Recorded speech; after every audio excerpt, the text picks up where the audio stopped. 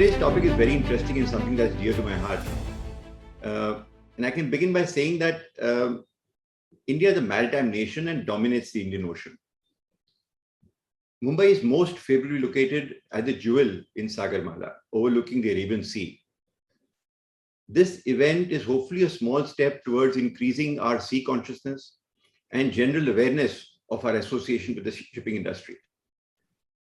If ever evidence is required of the importance and significance of maritime trade, we only have to look at the geography of this nation. I'm reminded of Professor Mukherjee's book, Indian Shipping, in which he describes the subcontinent as being endowed with splendid isolation, surrounded by the seas, protected by the Himalaya and the Indus River. And we were a prosperous nation because we dominated international shipping and commerce trade for more than 2,000 years. So the maritime industry is critical for the growth of India, and this principle is applicable to Mumbai city as well, naturally. The relationship has deepened during the past couple of centuries because the shipping industry and the city have complemented each other and have grown together. Now, there are various dimensions of the maritime industry, of course. The commercial aspects includes shipping, ports, fishing, the blue economy, the environment, etc. But today we are going to discuss the linkages between Mumbai city and the shipping industry and the port sector in particular.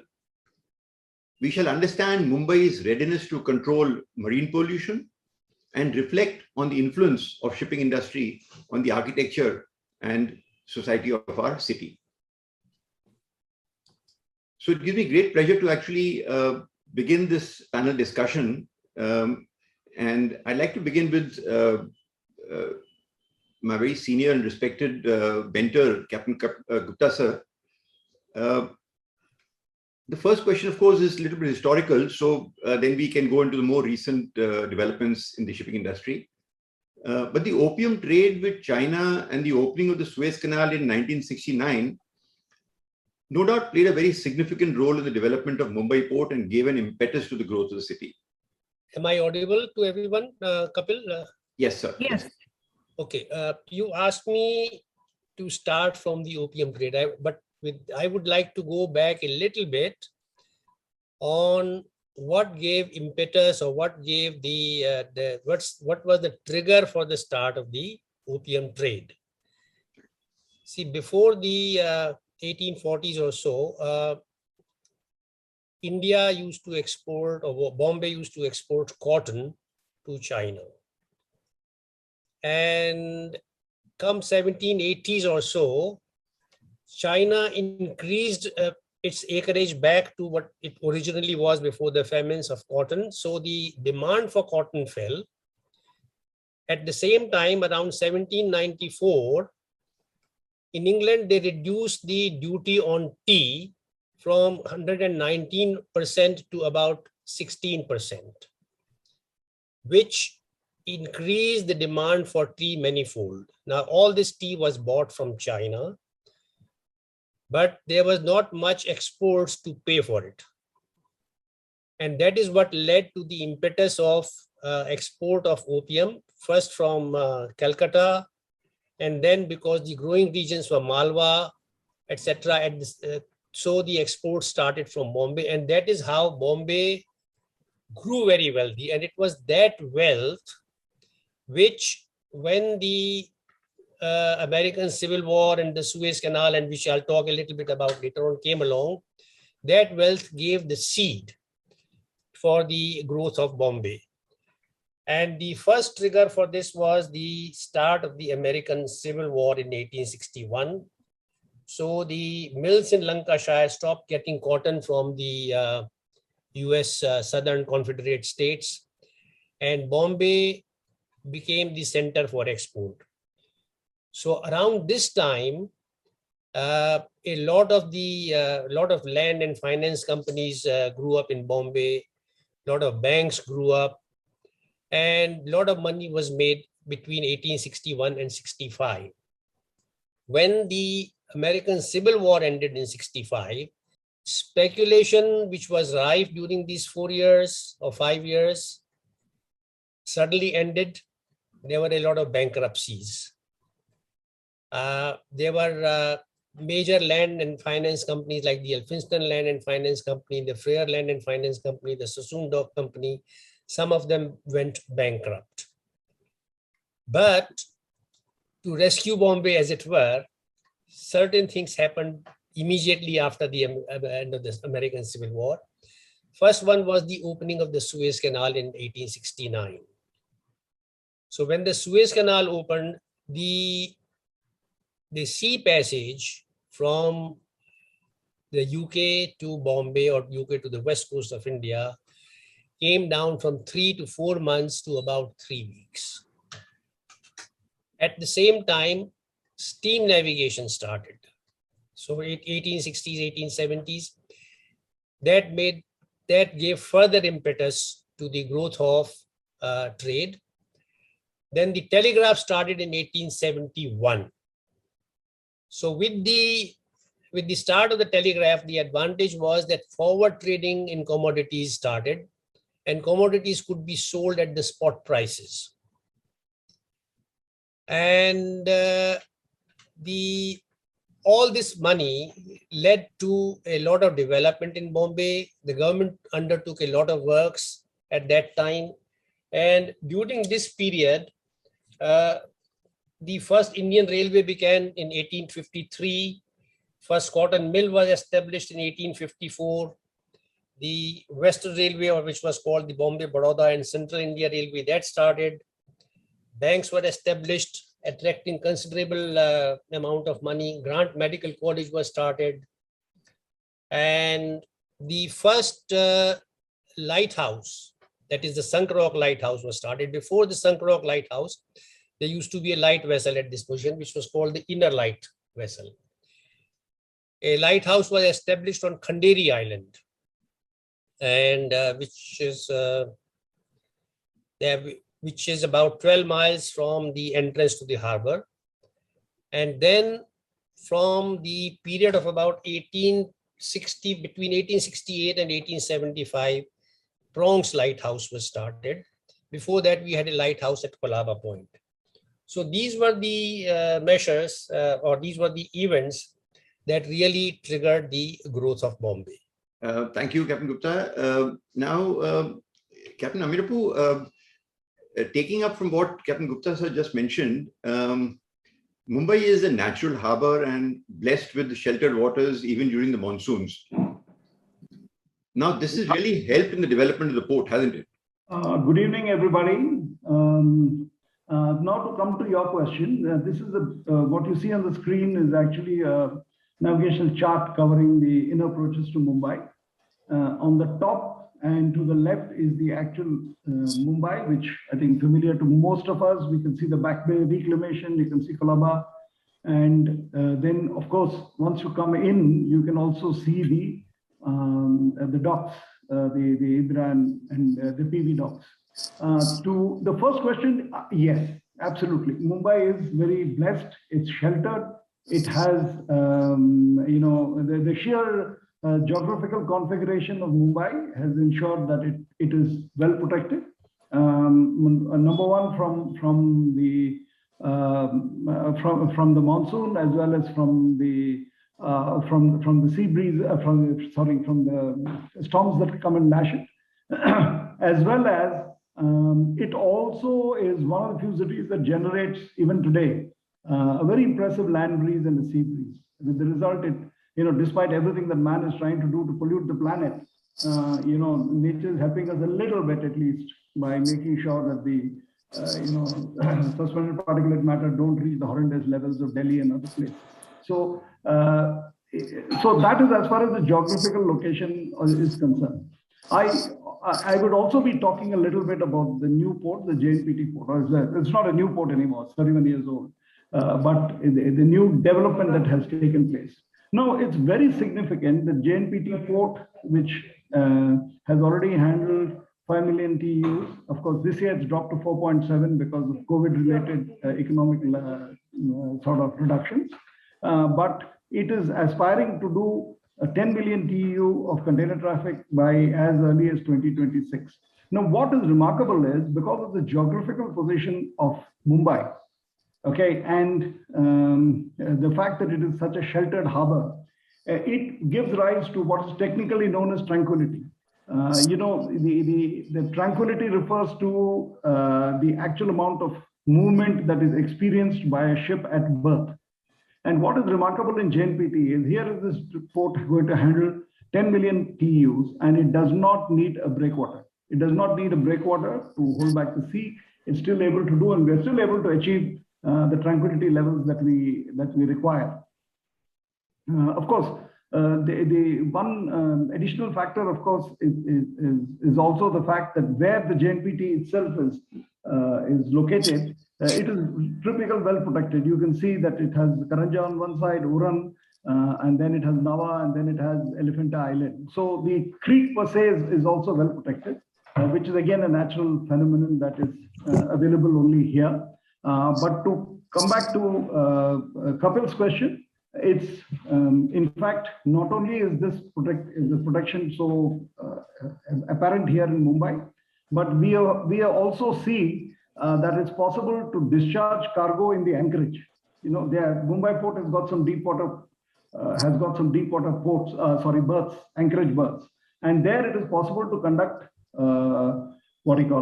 these loading and discharging operations. I have even seen huge project cargoes, which require almost a complete precision in their handling.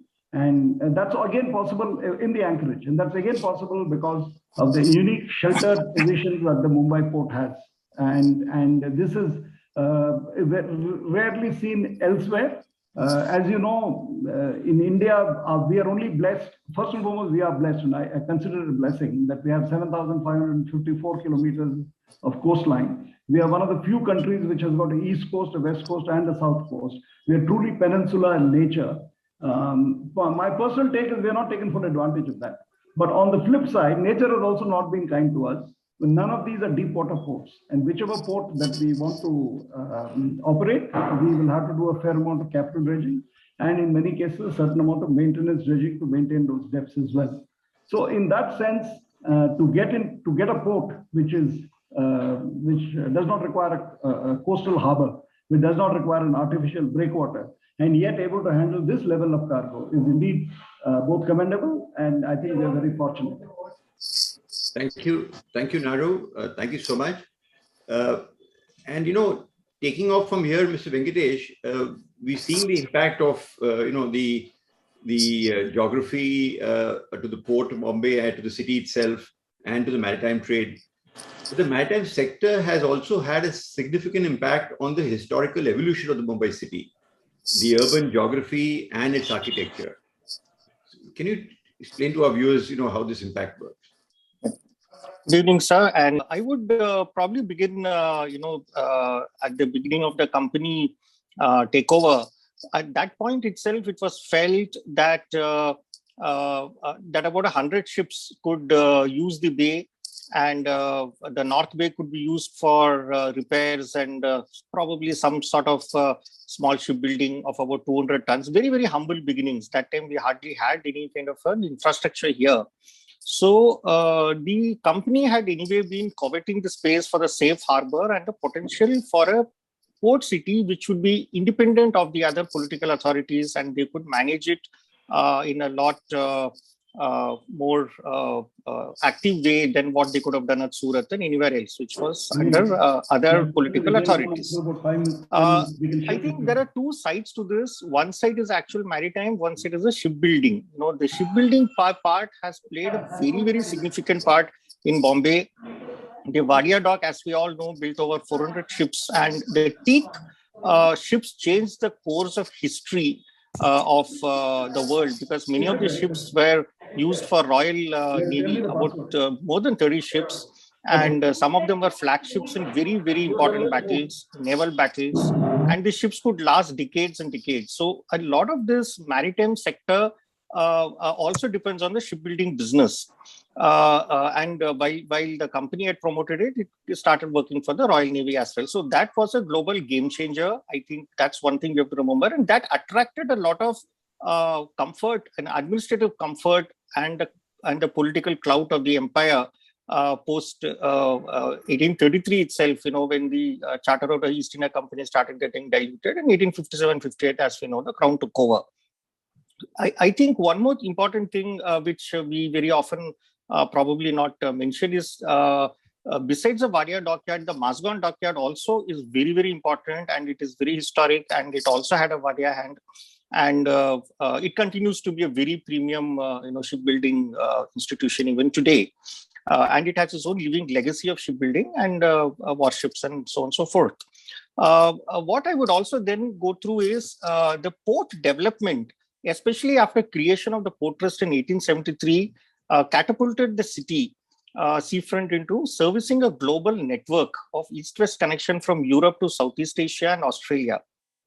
And new docks from the 1880s to 1915 created enormous capability to serve the booming shipping industry, while it was almost all of British companies either cartelized or monopolized by the P.O. those days.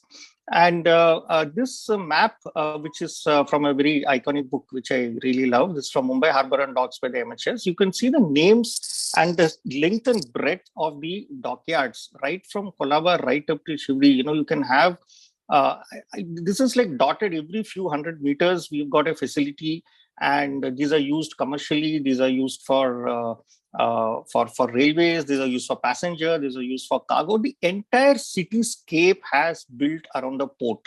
I think this is far more significant an area than what you would find in any other port cities. I think books like Tristram Hunt's 10 Cities of the Empire also refer to this kind of thing, and there are a lot of books around this. I think what Captain Gupta said, very, very significant. He's covered it very beautifully. It was a serendipitous combination of factors, the transfer of power from company to British government, then Bombay being developed as a presidency capital. Now that, of course, post 1820, we know that, when Elphinstone came and, the infrastructure had to be put in place, and post 1858, things obviously changed. And that is a time when we also have joint stock companies, finance companies, reclamation companies, and that's the time when investments, increase for a joint enterprise that Bombay was. And everything is centered around the port, because this is the place where the British gave guarantee that, your religious freedom will not be hampered, and you're coming here to work and to build a city and to do business. I think it's a serendipity was, of course, the US Civil War, because we Indians have nothing to do with it, and Bombay immensely benefited from it. Captain Gupta has already covered it in detail, so I not get into it in too much detail. That time is also when the steam shipping starts taking good development, technological development. Then the cotton boom, of course, we have said, and the Suez Canal and the telegraph, which Gupta sir has covered. The railways were created to converge to the port from western and central hinterland. As early as 1845, in the town hall, there was a meeting of citizens which wanted train lines to carry the cotton to the port city. So the origin of the railways was thanks to the port, not the other way around. And the empire's desire to and ambition to create a planned megapolis, what we now know as the Urbs Prima and Indies, heady investments of cotton and opium, the reclamation business being at the center of share market boom as well. All this added to the economy and to the centrality of the maritime sector. The mills came up for domestic use as well as export through the port, and that again, reflects on the centrality of the maritime sector. This is Urbs Prima and Indies. Most of us do know it. This is the statue at the BMC. This is an allegorical statue of the city Urbs Prima and Indies, which is Bombay, carrying a ship in her hand. Where more can we see such centrality? I think this is amazing. And architecture and town planning were perceptibly around maritime aspects. If you remember the view of the Gothic Bombay from the western waters, and the old cotton green and business hub around Honeyman Circle, and then Colaba, and that entire area being close to the docks. The new port facilities of Bombay Port Trust from Ballard Pier to Shivdi, warehouses in Mazgaon area, and the well-organized gem of Ballard Estate, all are an outcome directly or indirectly of the shipping history of the city. So BMC we just saw, and I just want to highlight two statues on the CSMT. Most people do look at the statue and they know it's a statue of commerce. I think very well-versed group that we have here. I would just like you to focus on those little red circles. The previous slide had a clipper So the Statue of Commerce actually carries a clipper in the hand. If you can see this, I think this is often not seen by the naked eye. You need a bit of a good lens.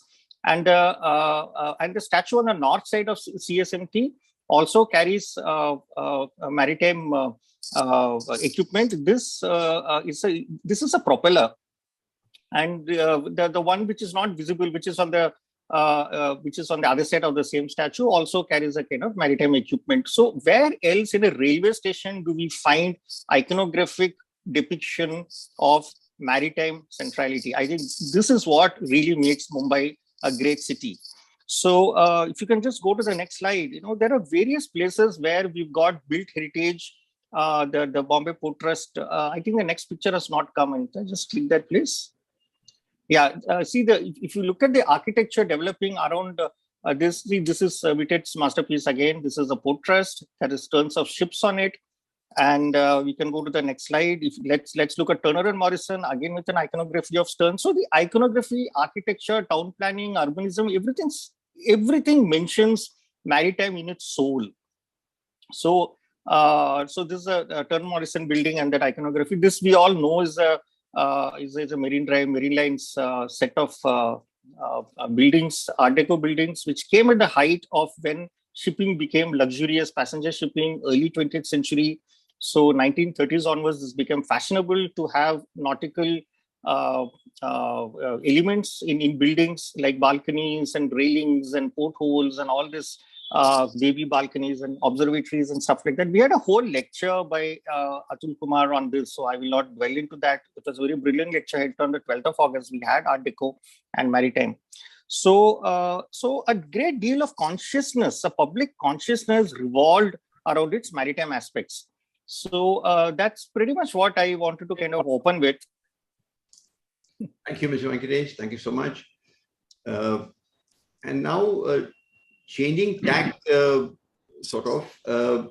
all this is fine. We can see the linkages between the maritime industry and Mumbai city. And it is apparent that this relationship between the shipping industry and Mumbai has been mutually beneficial. But then an oil spill can have a disastrous consequence for the marine environment, the coastal communities, and the economy. So, ADG Chafekar Sahab, could you please share your views on how we are protected from this, the fallout of this marine pollution, if there is one? Thank you, Kapil. And good evening, everyone. With increase in use of seas for the shipping, obviously there are concerns regarding maritime safety and risk of oil pollution, which can impact sensitive marine ecosystem, mangroves, beaches, economy, and the quality of life in the city itself. Now, when it comes to dealing with the challenges of marine oil spills in the territorial waters and the high seas, the Coast Guard is mandated with the statutory functions and responsibilities to preserve and protect the marine environment.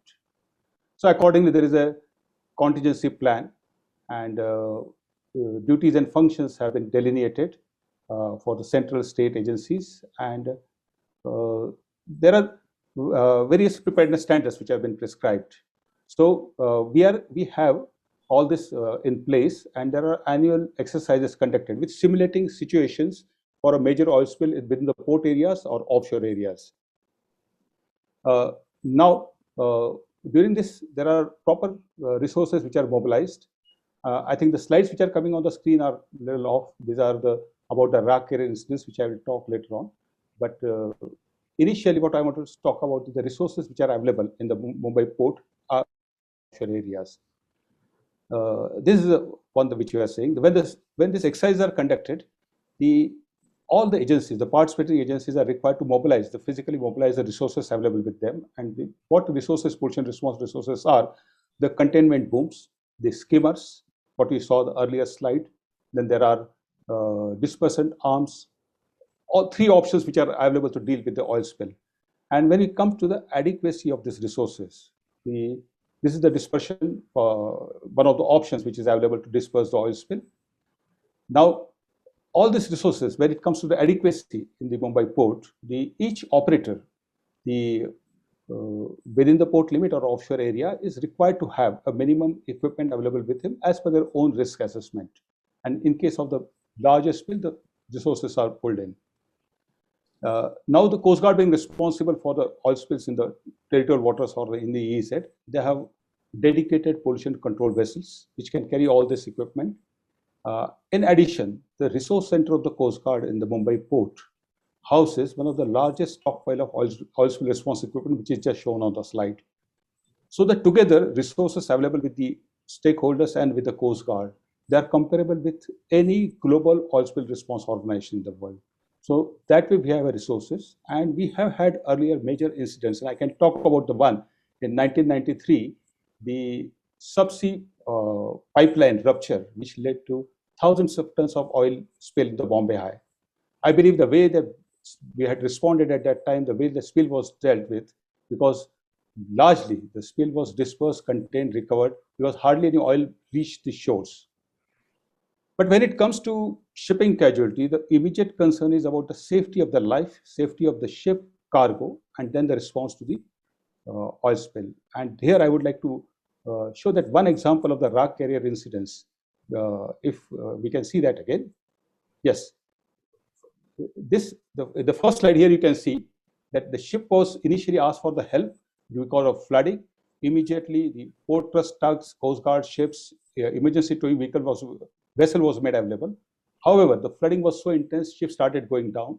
When we realized that there is no chance of saving ship and crew to be rescued, we had the naval picking up about 15 people. However, there are another 15 people on board ship, and Coast Guard helicopter could pick up only 2 or 3 at a time. So we can go to the next slide. Here, the pilot showed his presence of mind. There is a big container ship which was going from in the vicinity. Since there was not enough time to pick up the crew and go back and make number of trips, he decided to lower the crew on the top of these containers.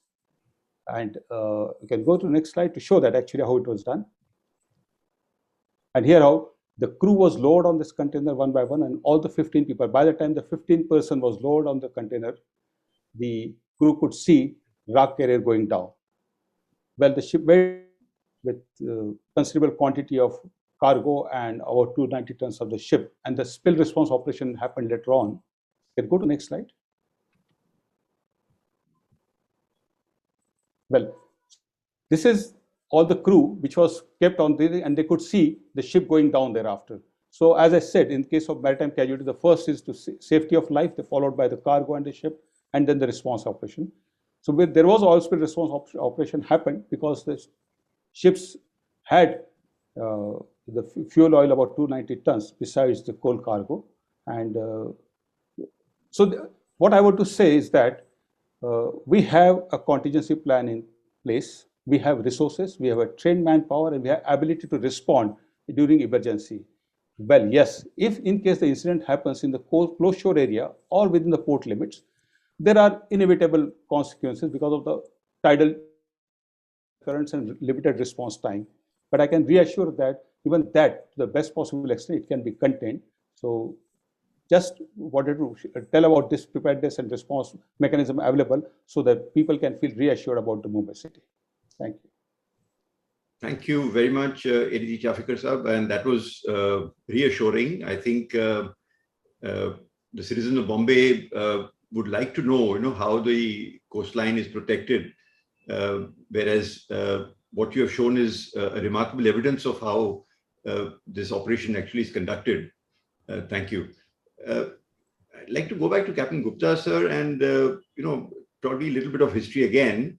But it's important to, state that establishing a shipping industry in India was not easy. In fact, it was a struggle because the colonial powers tried their best to destroy it. The company that comes to mind is, of course, a pioneering company, Scindia Steam Navigation. Both Captain Gupta and myself are employees of the company. And this company, despite incurring heavy losses, because as observed by Mahatma Gandhi, the company was conceived as much due to patriotism as driven by business ambition. So I'd like Captain Gupta to, go through the history of the struggles and how today we are benefiting from the, advantages thereof? Captain Gupta. Thank you, Kapil. As you said, I have a very soft corner for Scindia because that is the company where I started my sea career from. That is where I commanded my first ship and almost my last company. I mean, I took one token voyage after Scindia's in another company, but otherwise I have always been in. But, the popular belief is that Scindia was the only company or the first company that started to keep the Swadeshi name in shipping, as it were. But that's not entirely true. The first shipping venture in India was started by the Tatas in 1894, called the Tata Lines. They purchased 2 ships and they collaborated with the NYK line of Japan. So total 2 ships owned by NYK, 2 ships by Tata Lines. And they used to have alternate month sailing between India and the Japanese ports. But they had to confront or fight with established shipping British companies. And in those days of free trade, there were no government regulations on freight. So a virtual freight war started. So much so that at one stage, P&O started carrying passengers and goods almost free of cost.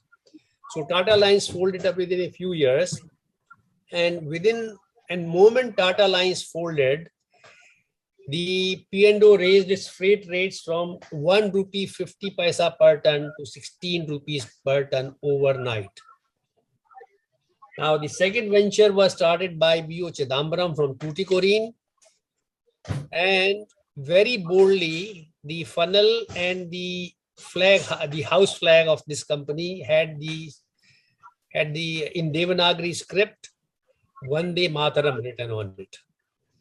And the articles of association with the company stated that the shares could only be held by citizens of India, Sri Lanka, and Asian citizens. None of the white people were able to hold shares, but this company again met with the same fate because of the freight wars. Company before Scindia's, that is, was started by Jyotirnath Tagore, a brother of the poet, and that was this was a company that operated between Bengal, what is now East Bangladesh, and Burma. But again, the company had to fold up because of financial difficulties after 3 or 4 years. The starting of Scindia was rather a strange thing. Seth Walchand, who was one of the founders of and the major force behind it, from Delhi to Bombay by train, he happened to meet an English engineer who told him that a ship called the SS Loyalty was up for sale for demolition.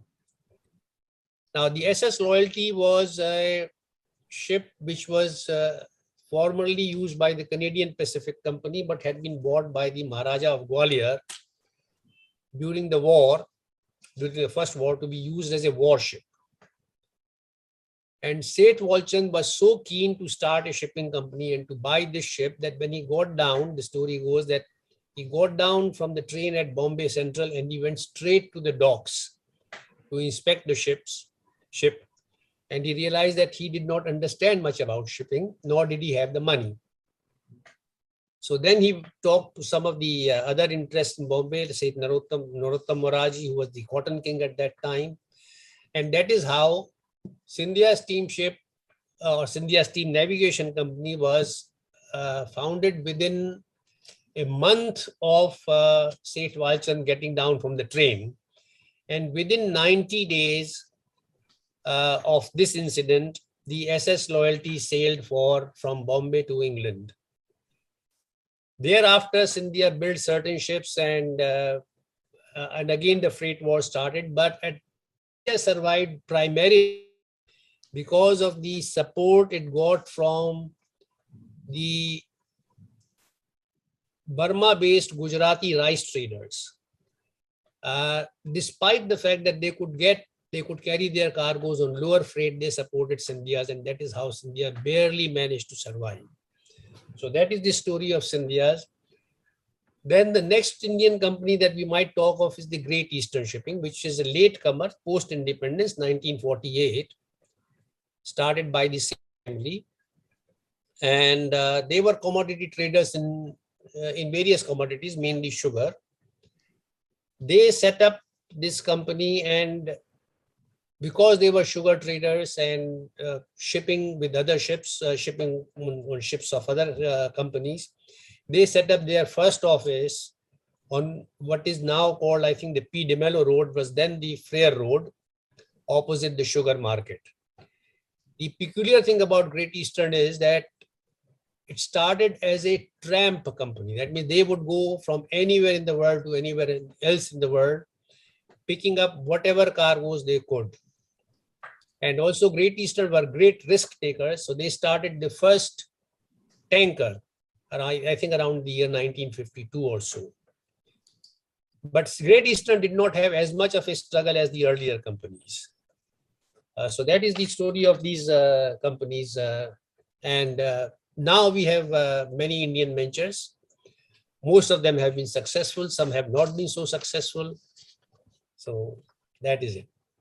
Thank you, Captain. Thank you so much. Talking of Great Eastern, I just want to continue from where you left off, sir. And I'd like to highlight the relationship, the symbiotic relationship between the company and the city. So I keep thinking aloud, what does a shipping company after all require? It's just not a brick and mortar building.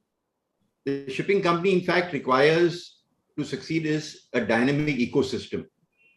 Now, what is this dynamic ecosystem that a company requires? It requires support staff, technical staff.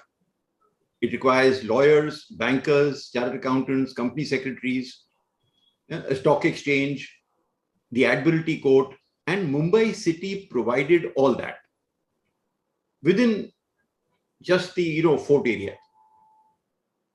That ecosystem is what made success story. So when you look at the Great Eastern success story as well, it is really the foresightedness of these two families, the Seth family and the Bhiwandiwala families.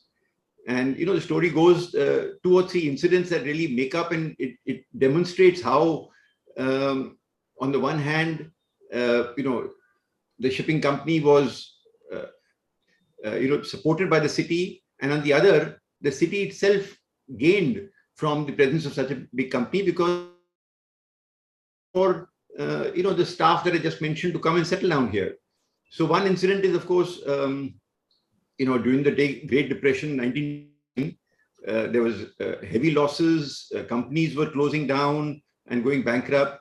Mr. Jagjeevan Seth and Maniklal Seth's textile mill also closed down.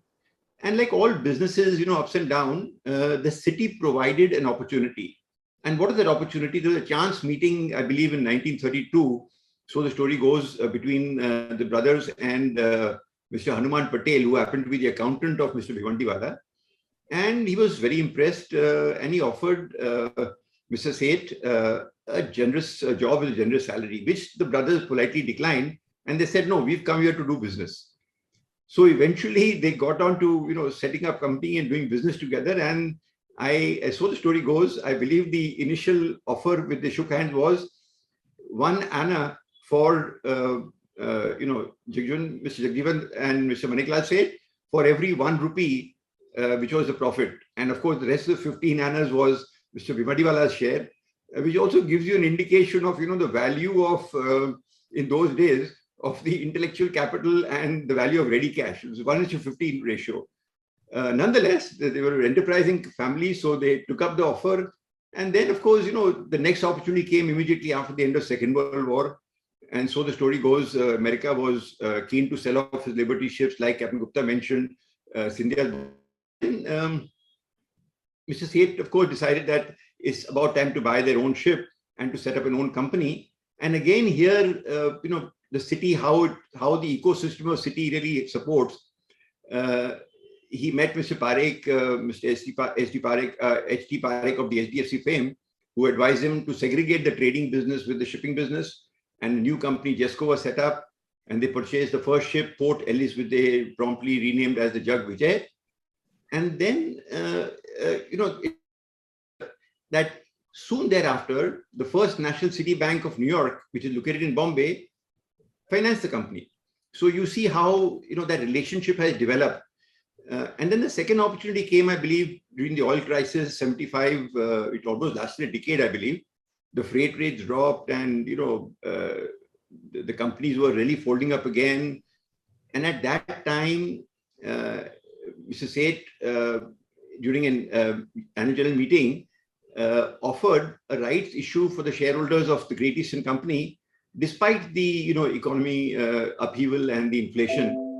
And I believe is supported. And especially one gentleman is mentioned on record, Mr. Rusi Olia, who was a very vociferous shareholder, and he was very vocal in his meetings. But on this time, he said, no, I support the resolution. And the rest is history, because the company then went out to buy the second ship and took advantage of really rock bottom prices where ships were being sold at because of the the crisis. I've just given you one example, but then there are numerous success stories. SCI is one. We have SR Shipping, the more recent ones, Seven Island Shipping, Shreyas Shipping, Great Ship India, the company that is now offshore. We have companies like the Polestar Maritime and Triton Maritime, Tolani Shipping. There are numerous companies which Mumbai City literally grown with them. And that's, of course, a story for another day. So I think we should go to the next question now. And I think, ADG Chafekar Sahab, just to carry on from what you last mentioned, every monsoon season, we see these tar balls washing ashore at Juhu Beach and other beaches. And other than being a very ugly sight, they're really damaging to the environment. So can you just share this concern? I mean, what is it due to, and can anything be done? Can you hear? Yeah, thank you, Captain Kapil.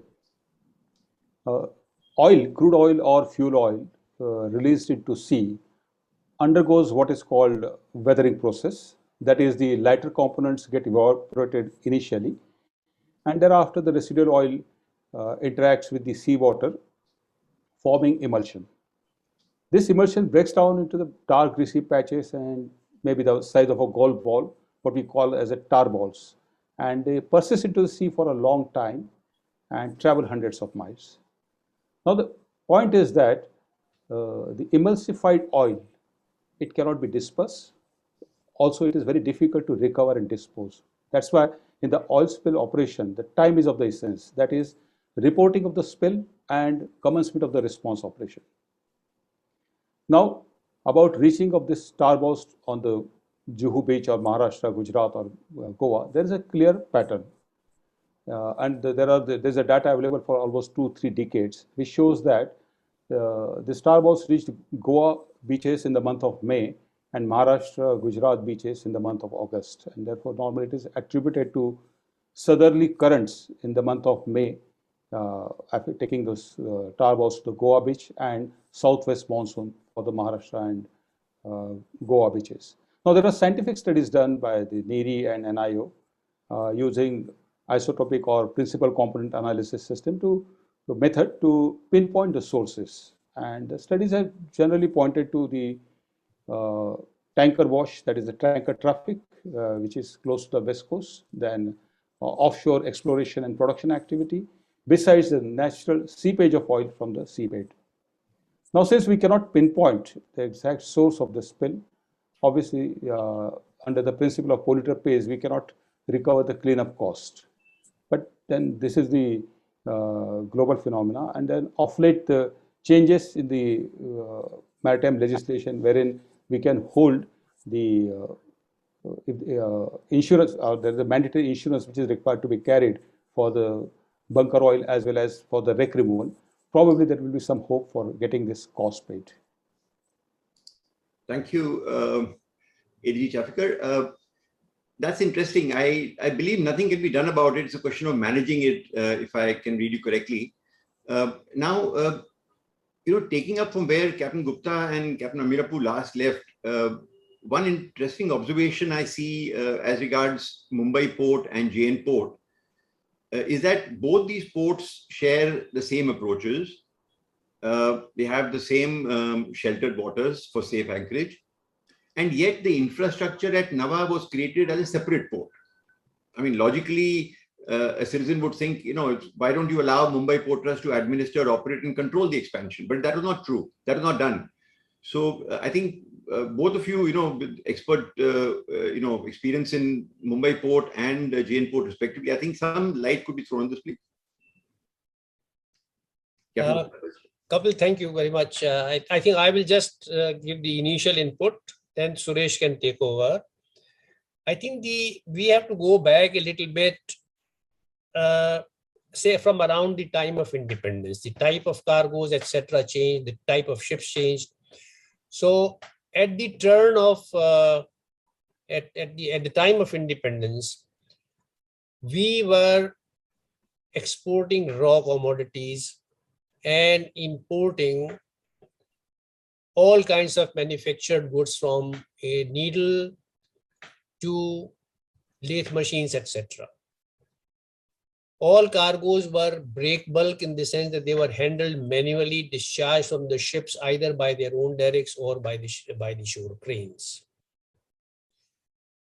The maximum size of ships was around 10 to 15,000 gross tons, drafts of not more than 30 feet. With the introduction of 5-year plans, that started to slowly change, and industrialization of the country.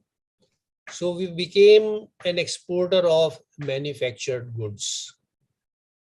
Very few commodities were exported. They were mostly consumed within the country. The size of ships started to increase. The total volume increased. And that the port as it existed then would not be able to handle the oncoming traffic, the future traffic. And that is when the development of what is now called the Indira dock was, expansion of that dock was overtaken, but even that was not enough. So a study, palletization and unitization of cargo, containerization started. Some of the city roads had to be widened and strengthened, and it became apparent that the port that had helped or was the trigger for the growth of now that very city had started to choke the port. One more factor which I think, even though there have been a lot of scientific studies carried out, the causes are not very clear, is that the depths along the western shores of the harbor started to fall. So to give an example, where the Princess and Victoria dock, around 1920s, the depth, the natural depths were 26 feet, 26, 27 feet, and fairly large ships could be brought there and anchored. Today, the depths there are only about 12 to 14 feet. So it became apparent that we would have to develop some alternate facilities. In the early 60s, certain studies were undertaken. And at that time, what is now called Jawaharlal Nehru Port Trust or Nava Shiva, that area fell within the legal limits of the Bombay port. And they were occasionally used. Just as an aside, way back in 1860s or so, a hydraulic lift was established there, even before the start of the Bombay Port Trust. It could lift up ships up to about 3,000 gross tons. But anyway, to come back to this, so a master plan for Bombay was drawn up, which envisaged that in due course of time, the then Alexandra dock and later called the Indira dock after 1971 or so, would become suitable only for handling smaller ships. The Ballard Pier and the Ballard Pier extension would be suitable for passenger ships.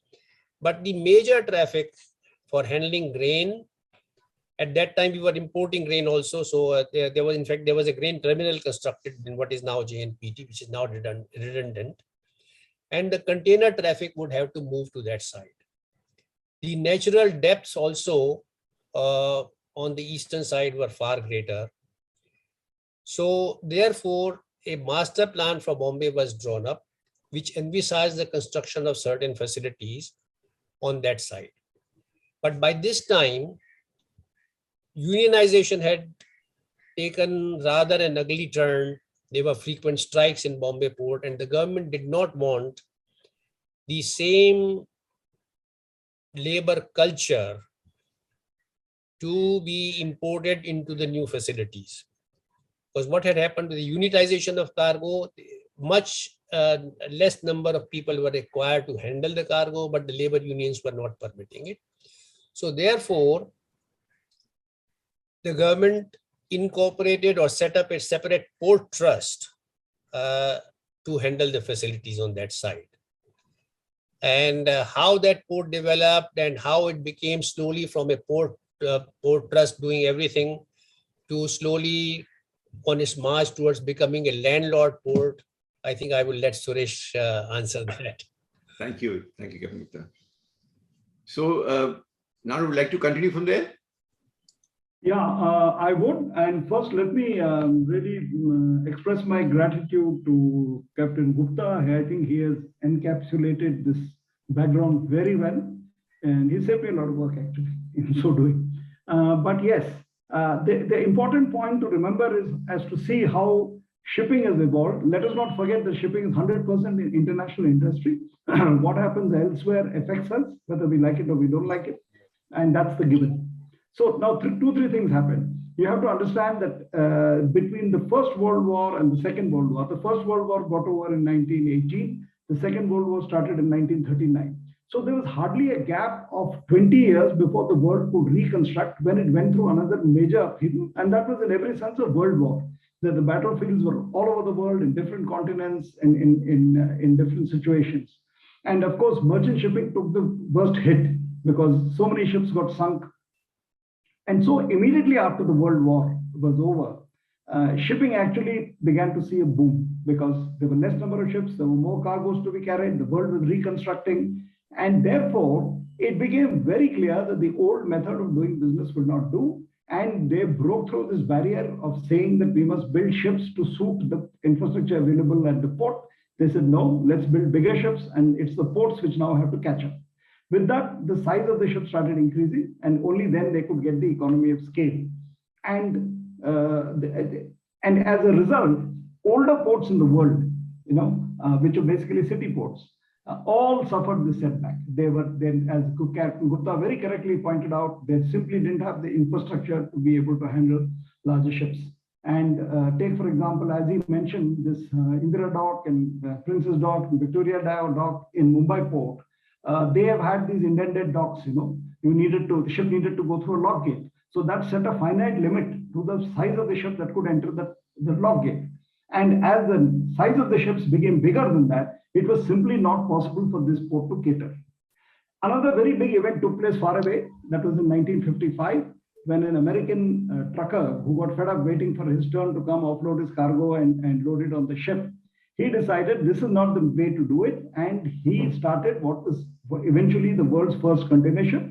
It was a converted tanker called Ideal X, and it sailed from New York to Houston in 1955.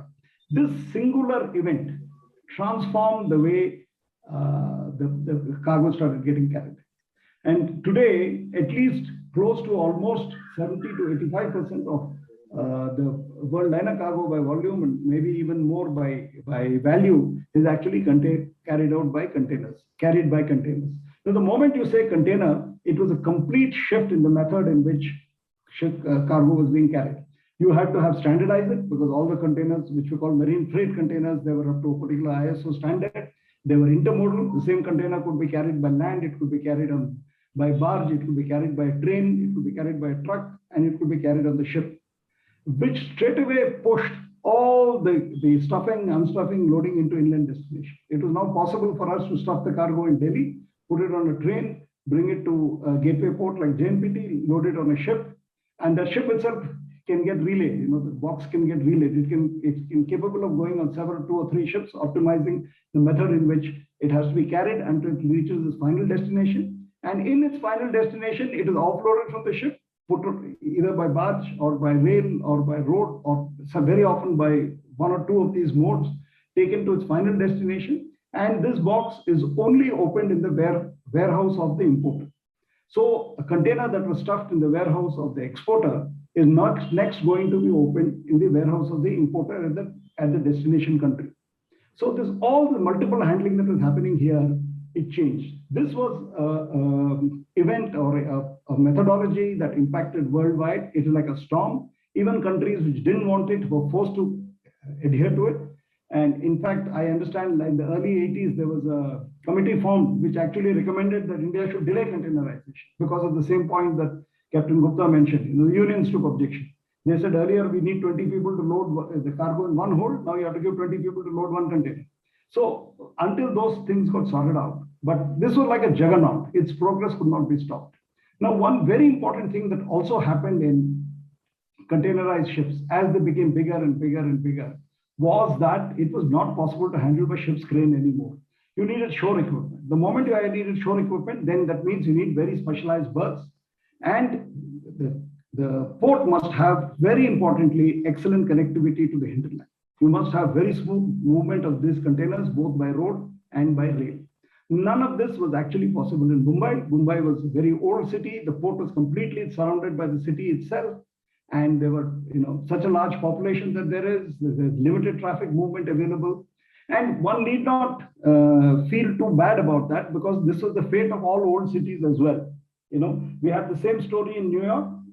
And in 1958, the port of Elizabeth in New Jersey, across the bay, that opened. And by 1970, almost all the cargo shifted from New York port into New Jersey ports. Okay, place called, the biggest one, of course, container terminal at a place called Port Elizabeth. And there are a few smaller ones as well, like Red Hook and so on and so forth. The London dockyard went through a similar metamorphosis. Between 1960 and 70, it became very clear that the size of the ships that were now flying on the earth could not enter right up the river and come to the old London docklands, as they were called. So that fell into disrepute, the old London docklands, and the cargo started shifting to deeper ports, like at the entrance of the Thames River, Tilbury and London Gateway, and then to the north to Felixstowe, to the south to Southampton. That's where the cargo started moving. And London port per se actually underwent a metamorphosis, and eventually what they did was they filled it up and they made some premium real estate. So once you start, the requirement becomes deep water ports. The ships are too long for these docks. Then there is really no chance, and we have to contend with the fact that an older port will not be able to cater to those. To the credit of the government of India, I think this, as Captain Gupta has described, they thought of this well in advance, and they had this master plan to do this at Nhava Sheva. And one aspect, of course, as he mentioned, was that that there were some legacy issues with the union that they had to be avoided by putting a brake and bringing a brand new port altogether. But there's another aspect which is very peculiar to India. In India, our ports fall under two separate acts. We have 12 major ports which are administered by the central government, and they come under an act called what used to be known as the Major Port Trust Act, now known as the Major Port Authorities Act. And all the other ports, which are in the maritime states, the 7 maritime states all over India, those are come under a different act called the Indian Ports Act. The Indian Ports Act of 1906 is right now being revamped and modernized, and very soon we should see a new act coming there as well. But my short point is that this in the Indian Constitution falls in the concurrent list, which means that both state government also handles these ports and central government also handles these ports. So when it comes to central government, when they start a new port, okay, they will have to, the central government actually gives a grant in aid. When the port was first set up, the central government gives a grant in aid, and that the porters does not have to pay that back to the central government. That's why under the old Major Port Trust Act, the ports need not have to give a dividend back to the central government. And this enabled the new port to get funding without the liability of having to pay it back, which is the only way that it could be done, because it's a huge capital cost. You had to extend the channel, as I just showed you, that the old Mumbai channel was only up to Jawahar Dweep or Butcher Island. That to be extended all the way into JNPT, and the berths had to be built. And in fact, JNPT started with one container terminal run by the port themselves and one bulk berth. But as Captain Gupta has already enlightened us, the speed at which the cargo profiles changed, even the bulk berth was eventually made into another container terminal. And today, JNPT has got 4 container terminals. And to the credit of JNPT, that the major leading international port operators in the world all have their presence there. Okay, DP World has, APMT has, PSA has, and now their own terminal, the JNPT container terminal, is now been put up for a privatization bid. So what has therefore JNPT has done very successfully, capitalize on its position. It has set up the infrastructure both with the help of private parties as well as by its own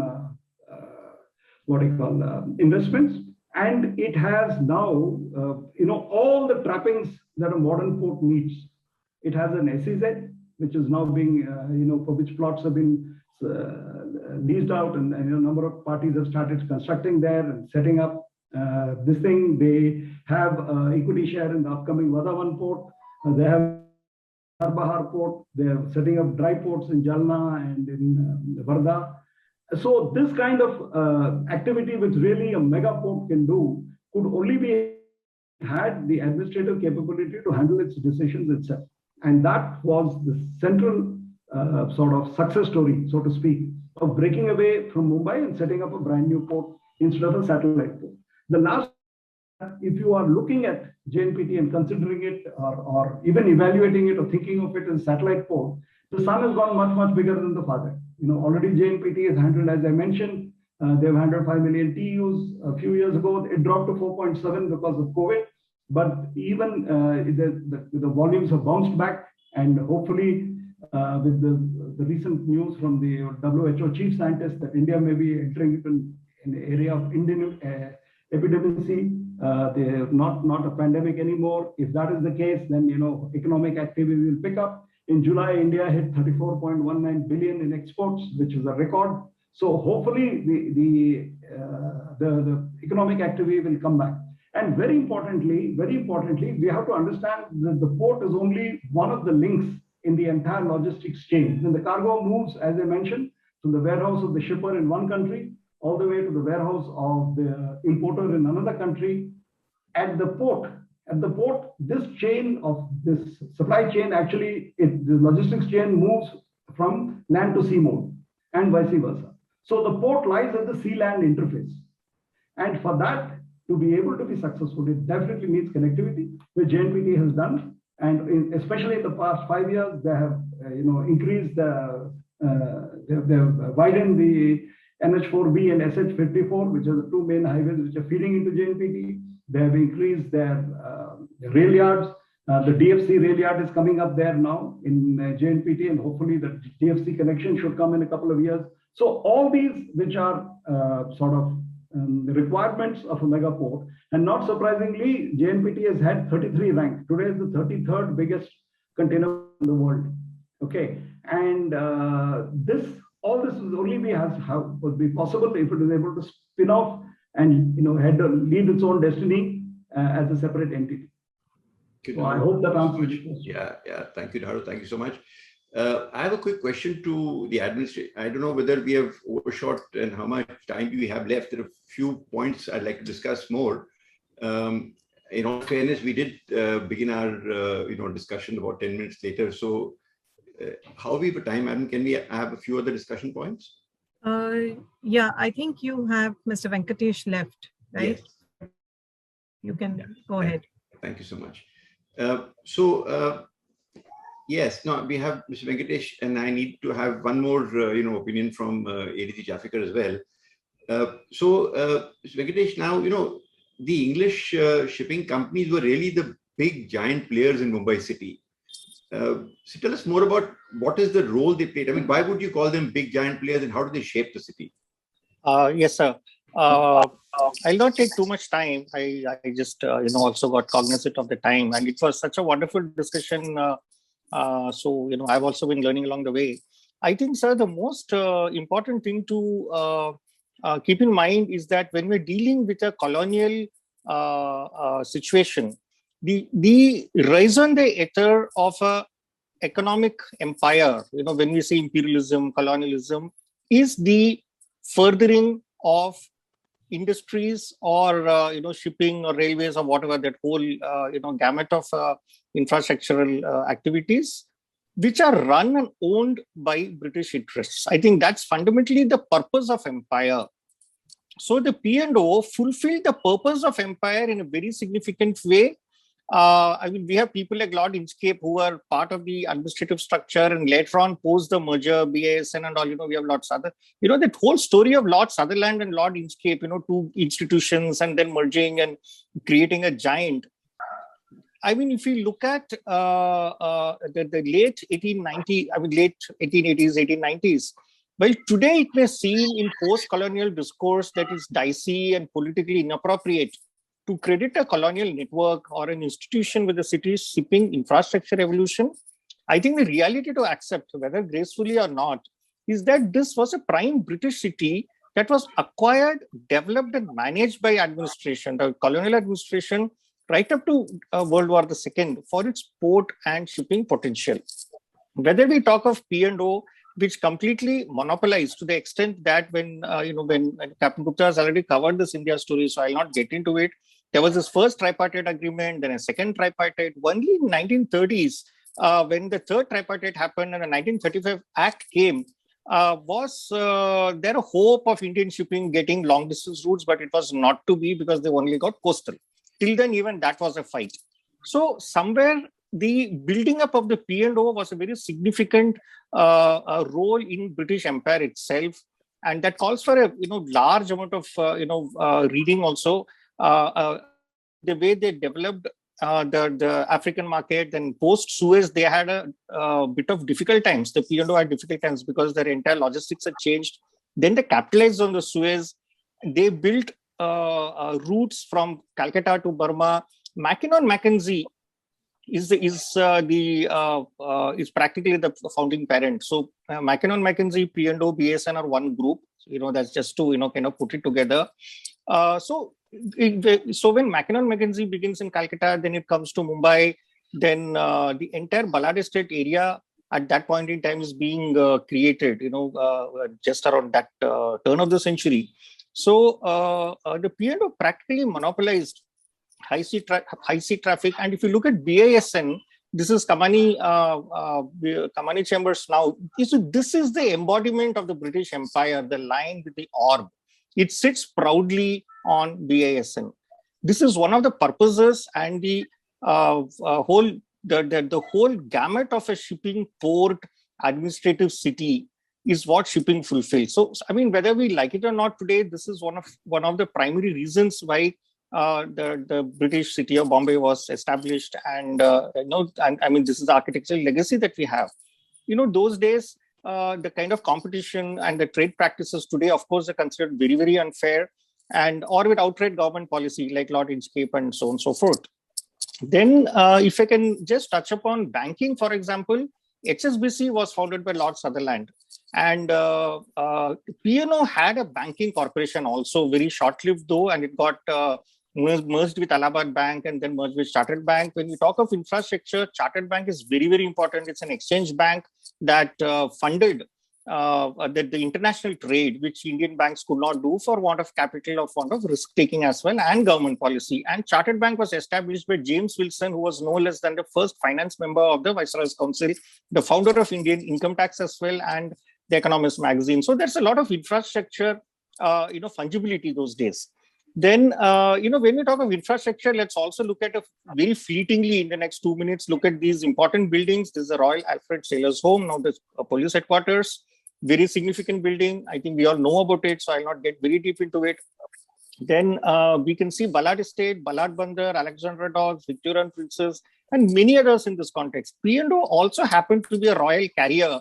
It was virtually a pseudo-national carrier. Even the royalty used to charter it and all that. And, the M-class, the very famous M-class used to be used by royalty as well. And P&O was heavily requisitioned by the British government in key wartime support movements. All these used Bombay port as a primary theatre. WW1 time demands being the great catalyst. That's when Bombay comes into the forefront, and it continues to be right up till World War II. So this is a Port Trust War Memorial, very well seen, and this is the sailors' home. This is World War I memorial plaques, and here, if we, even those of you are familiar with it, I'm sure most people here would be Merchant Navy, Royal Navy, various kinds of human losses, all originating directly or indirectly from Mumbai, and the extent of impact that it made can be seen in these memorials. And the one in the center happens to be for World War II. So this is one quick thing I just wanted to touch in. Scindia Shipping, with all its colonial policy constraints, also survived, fought to establish Indian shipping. And NYK is a very old company again, and Gupta sir has already covered that piece, that Jamshedji Tata piece, so I'll not repeat that. And other companies, Great Eastern, we've already discussed in detail. It is post-colonial and very significant.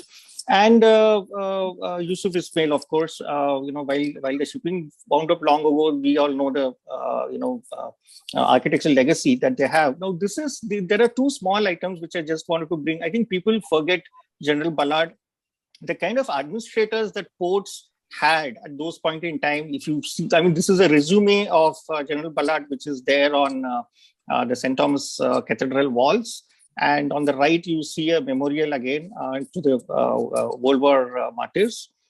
We can go to the next slide. So basically, the last slide, I just wanted to, keep it here. Any of the old newspapers, if you see, the headlines would not be news. The headlines would be first Peninsular and Oriental Shipping Company, British India Steam Navigation, other navigation companies, everything. Then you'll have banks, and then you'll have the news from page 2, page 3 onwards. If you look here, any Bombay Chronicle, any of these old papers, if you see, that is a centrality of consciousness. You wake up in the morning and wake up to shipping news. On the right, I just put the first sailing of the SS Loyalty. Again, a newspaper clipping where it, so this is central to the consciousness, and both utilitarian as well as from a symbolic perspective. So I think these 4 or 5 companies which we touched upon, and other esteemed panelists have gone in detail on those, so I would not get into it. I think infrastructure, whether railways, including the Port Trust Railways, which connects the central and western line, I think, this kind of rounds up the maritime impact on infrastructure and the city itself. Thank you, sir. Thank you so much. Thank you so much. Mr. Venkateshwar, that was interesting for me as well. And this has been a great learning opportunity. I'd like to wind up our evening discussion today by asking ADT Chafekar, you've reassured us and you've explained to us the resources available and the operational, capabilities. There's just one question in my mind about the administrative control. Now, I understand that the district collector actually assumes charge when dealing with oil spill incidents. So effectively now that whereas the Coast Guard in Mumbai will be the operational in charge and doing the work, the district collector in Mumbai will be in charge. And this must be leading to some sort of interagency coordination issue, right?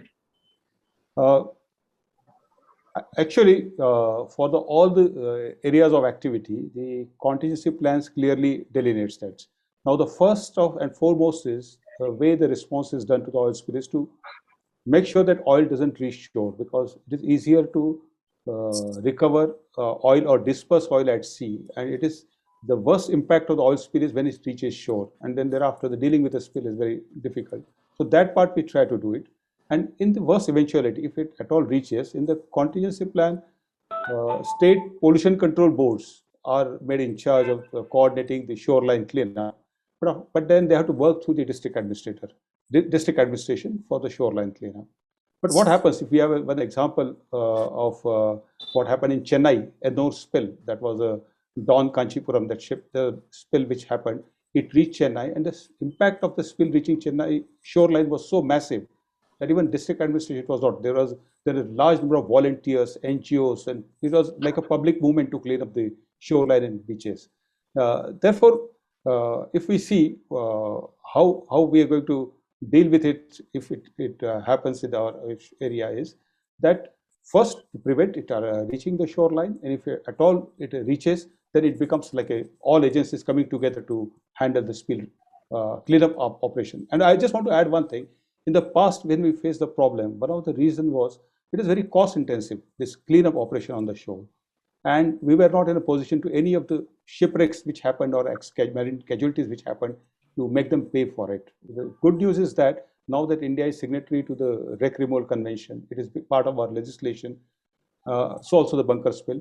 So now no ship can call on Indian ports without having a financial guarantee in case of eventuality, which means at least that part is taken care of. If at all it happens, at least we can make someone pay for it and have the cleanup operation done. Thank you so much, ADG Chafekar. And I think with that, we've covered a whole range and gamut of interactions and relationships between the shipping industry and our city. I'd like to hand over back to the admin and see if there are questions or any comments, and we may have them.